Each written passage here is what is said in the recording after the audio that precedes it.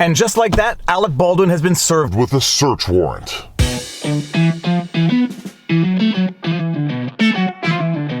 Viva Frei, Montreal litigator turned YouTuber, and this is Winnie the Westie. It's too early for a nap. It's 9 o'clock on a Saturday morning, but I got the warrant that was served on Alec Baldwin and the prop company in the Rust shooting. I have to get this vlog out today because the world needs to know how serious this is getting for Alec Baldwin. Go take a seat over here. I am not doing the 30,000-foot overview. I think everybody already knows that Alec Baldwin was involved in a shooting on a set of a low-budget Western called Rust, where he shot the director of photography. The same bullet allegedly went through the director of photography into the director's shoulder. The director of photography died, and Alec Baldwin's defense was that he pulled the hammer back, didn't know that there was a live round in the gun, and the gun went off in his hands. I have done multiple vlogs on the subject right from day one when I said we need to hold off coming to any conclusions because we don't know what happened, to assessing Alec Baldwin because he can't stop talking. He gave a roadside interview in Vermont where he said more than he should. Then he gave a primetime interview with George Stephanopoulos. Nothing in my most recent assessment has changed, nor has my prediction changed that I do think Alec Baldwin is going to get charged. What changed this week is Alec Baldwin was served with a search warrant in the Magistrate Court, State of New Mexico, County of Santa Fe, State of New Mexico, plaintiff versus in the matter of the death investigation of Helena Hutchins. In the matter of the issuance of a search warrant in regards to the seizure and search of a cellular phone believed to be an Apple iPhone due to conversations between Affiant and Alec Baldwin being conducted through, quote, iMessages, end quote. The phone belongs to Alec Baldwin and is believed to be in his possession and has a mobile phone number of XXX-XXX-3999. The full telephone number is known, however, is redacted for confidentiality and privacy. The carrier for the phone is Verizon Wireless. Date and time, 12/16/2021 at 2:34 p.m. Now, another search warrant was also issued in respect of the prop company. We're going to get to that, but what's worthy to note in this is that Alec Baldwin did not willingly surrender his cell phone to the authorities, nor do I blame him for not doing that. He lawyered up and he made the authorities go get a search warrant. From the warrant, in a brief search of Helena Hutchins' phone, Affiant discovered conversations about the Rust production dating back to July 14, 2021. Affiant also discovered photographs of receipts in the phone dating back to September 7, 2021, showing various receipts of businesses in Santa Fe. Affiant believes gathering information prior to the film's start date of Rust is essential for a full investigation. Affiant requested Alec's phone from him as well as his attorney and was instructed to acquire a warrant. The affiant here is the police officer or whichever authority is conducting the investigation, and there really is nothing shocking about asking that the authorities get a search warrant instead of voluntarily surrendering your cell phone to the authorities without any legal representation. It's basic common sense. Unless you're Stephen King. Now, this tweet actually has nothing to do with the Alec Baldwin situation or investigation. It's just a totally idiotic that author Stephen King put out in the Twitterverse, and it reads as follows. Stephen King, blue checkmark at Stephen King. Lawyering up is what members of organized cartels do, using due process as a holding action. Lose, appeal, run out the clock. This is how Trump and his cronies are dealing with their political afterlives. Now, this tweet is not only a very bad legal take bordering on idiotic, it's also totally hypocritical given Stephen King's own history. Viva Frei at the Viva Frei replying to Stephen King. Did you represent yourself in this lawsuit? Or did you, quote, lawyer up, end quote, like, quote, organized cartels do, end quote? Or are you just a raging hypocrite? And then I referenced a recent lawsuit in which Stephen King was sued for alleged copyright infringement. He lawyered up, it went to appeal, but he won, so I guess it's lawyers for me, but not for thee. And because I couldn't help myself, I had to tie Stephen King's idiotic tweet into the Alec Baldwin situation. Viva Frei at the Viva Frei. Look at this, quote, cartel Baldwin, end quote, lawyering up, demanding a search warrant instead of voluntarily surrendering his cell phone with no legal representation. Right at Stephen King, question mark? The first thing to note in this search warrant obviously is the scope of the search warrant and the items they want to seize. Items to be seized.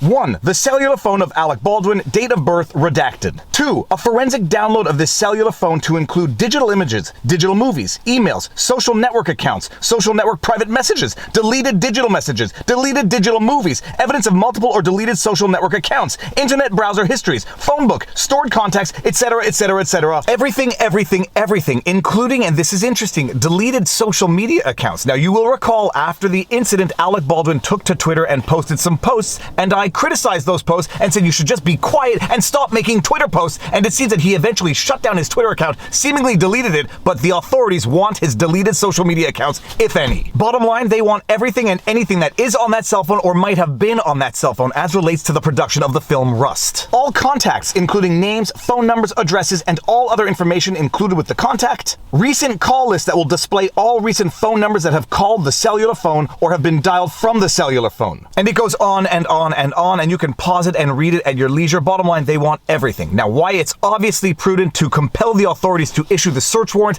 it forces them to specify that for which they are looking, that which they want to seize, and in theory, if the search warrant says they want X and you have Y and Z on your phone, in theory, Alec Baldwin might be able to get away with deleting Y and Z because it does not pertain to X. He might even be able to delete some things that might be related to X, thinking they related to Y and Z, but bottom line, it forces the authorities to specify what they're looking for. And in theory, Alec Baldwin could potentially lawfully delete information that does not relate to what the search warrant specifies, but I've got to tell you, anything and everything he deletes from his phone is going to be subject to scrutiny. And it's not just that the warrant specifies that they want pretty much everything that is or was on Alec Baldwin's cell phone. The warrant itself specifies certain facts that the affiant, that is to say the investigator, discovered in the investigation to justify the issuance of the warrant. And some of those facts are very, very interesting. Investigation conducted, and then we skip to what Alec Baldwin told the investigators the day of. Alec Baldwin was brought into the interview room at approximately 5:12 p.m. He was advised of his Miranda rights and agreed to speak with detectives. Alec advised in this scene he slowly takes the gun out of the holster, then very dramatically turns it and cocks the hammer, which is when the gun goes off. He said it was supposed to be a quote cold gun, end quote, so no flash charge or anything should have gone off. Alec said all the rounds in the gun were supposed to be cosmetic or quote dummy, end quote, rounds. Alec advised when the gun went off, he could recall Helena Hutchins going down to the ground and Joel Souza start to scream. This is very interesting because it does not seem to line up exactly with what Alec Baldwin said in his interview with George Stephanopoulos. I'm not going to get into the details. Suffice only to say that when you go out and make big public statements, they had better match the private statements you already made to investigators. And that is exactly why it is a bad idea to open your mouth when you are under investigation. But this is the line from the search warrant that I find most intriguing and seems to greatly support the theory that I put forward a couple of weeks ago. Alex said since they were in rehearsal, he assumed he had an empty gun. Therefore, when he shot the gun, Helena was right in front of him. I detailed my theory in a thorough analysis a couple of weeks ago, breaking everything down, but my bottom line is that I think Alec Baldwin pulled the trigger on purpose, thinking the gun was empty, out of frustration for whatever the reasons, but I think he pulled the trigger on purpose, thinking the gun was empty, and that kind of seems to be what he said to the authorities when they sat him down for investigation the day of. Now, admittedly, this might just be a question of drafting and interpretation and might not reflect exactly what Alec Baldwin said, and also, admittedly, these are not proven facts yet, so there's that,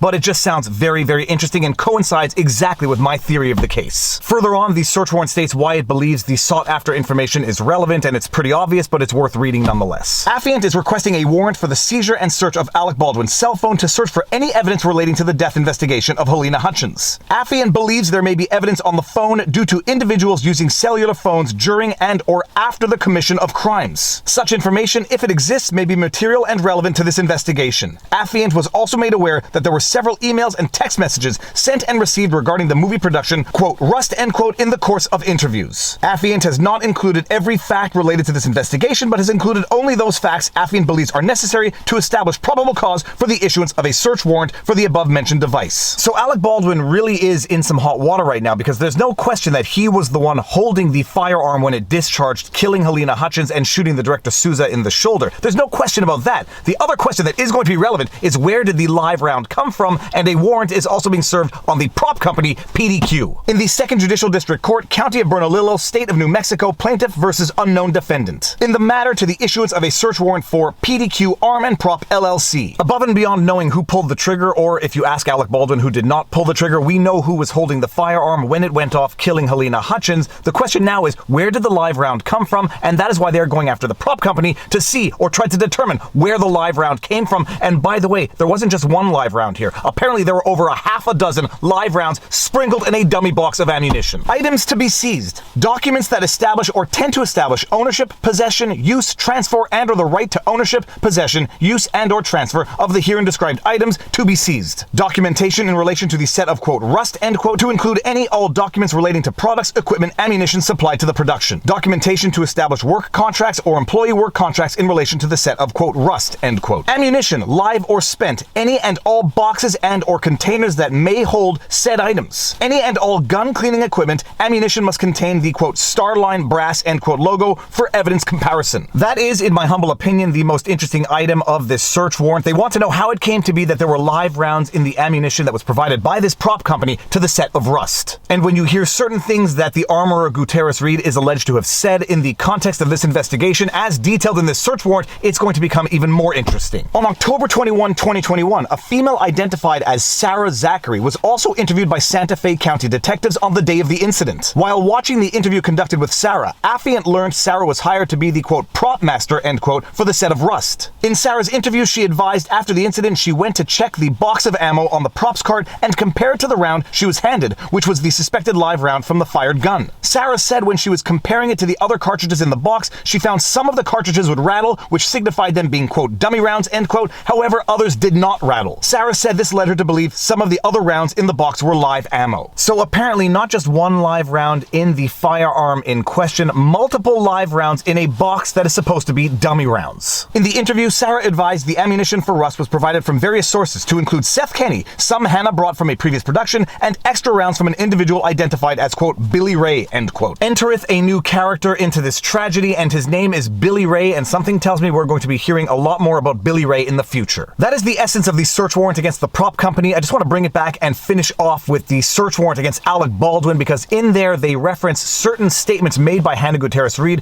which are very interesting and which might point to a culprit which no one could expect: COVID. Hannah allegedly stated that they were dummying up the firearm before lunch, which she did. They broke for lunch, and then the incident occurred after lunch. Hannah advised when they all returned from lunch, Sarah pulled the gun out of the safe, the gun utilized by Alec, and handed it to her. Affiant asked Hannah if she loaded the gun after lunch, to which she stated it was already loaded before they went to lunch. Hannah advised, quote, "We had the gun the whole time before that, and nothing happened, and I wasn't in there, and they weren't even supposed to be pulling the hammer back," end quote. Affiant asked Hannah to clarify where the guns were located before lunch, to which she responded they were inside with the camera crew, and she was hardly allowed inside due to COVID precautions. Hannah advised she handed the gun to Alec Baldwin a couple of times in the morning inside the set. Hannah said at one point Dave Halls had the gun when he was sitting in for the shot. She advised she handed the gun off to Dave while he was sitting in, and this handoff occurred after lunch. Take it for what it's worth, but can you imagine that we are actually learning now that the armorer, the person who is on set in order to ensure safety of firearms, allegedly by this statement was not allowed into the scene because of COVID precautions? That may or may not change anything as relates to ultimate responsibility, but my goodness, we are living in bizarro times. Affiant asked Hannah when the last time she loaded the gun was, and she advised she loaded the gun with 5 dummy rounds before lunch. Hannah stated there was one round that wouldn't go in, so after lunch she took the cleaner, cleaned quote it end quote out, and put another round in, which brought the total to 6 rounds loaded in the weapon. Now, I don't know why the "it" is in scare quotes, but it kind of reminds me of the Bill Clinton line, "That depends on what your definition of is." I'm not exactly sure what they're referring to here when they put "it" in quotes, but they put "it" in quotes, so come to your own conclusions. But those are the search warrants, and they are going after Alec Baldwin's personal cell phone, and things are getting heated, and I tell you, it shows you why you should not make public statements during an ongoing investigation, because I sure do hope that Alec Baldwin did not say anything publicly that is contradicted by what's on his cell phone. But one thing is certain, if he did, we are going to find out sooner than later, and I will bring it to you when it happens, so stay tuned for updates on this, because I will be doing updates on this. But if you like my videos, you like my content, please be sure to like, share, subscribe, hit the notification bell, and drop a comment in the comment section below, because it Feeds the algorithm.